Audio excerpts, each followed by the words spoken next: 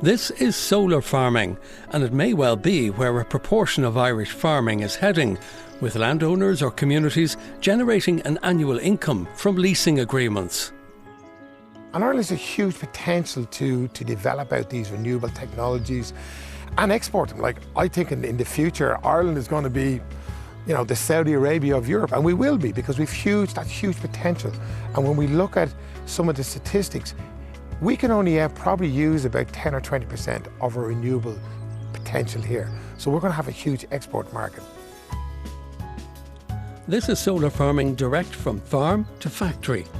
The electricity generated by the solar panels in this field in Cookstown, County Tyrone, doesn't go onto the grid.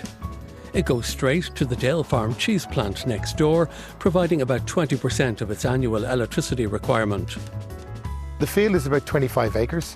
We took an option with a local landowner for the field for 20 years. And we then went for planning and we installed the solar panels, and it produces power continuously throughout the whole year. In the summertime, needless to say, it produces more power, which is a perfect mix for the process here, because the dairy sector and the main milk production is in the summertime. So solar is a really good fit from an energy for this particular industry. The landowner here would be getting probably about €1,000 an acre for 20 years, index linked. So in relative terms to his income from farming, it's very good. So the panels, they don't occupy a huge amount of space. No, well, a lot of people have this assumption that all this land is covered, but it's not. Typically 70% of the land is still very usable for farming, which is great. Another income for the farmer. These sort of projects could give farmers and communities valuable income streams from leasing land for solar farming while still being able to graze sheep.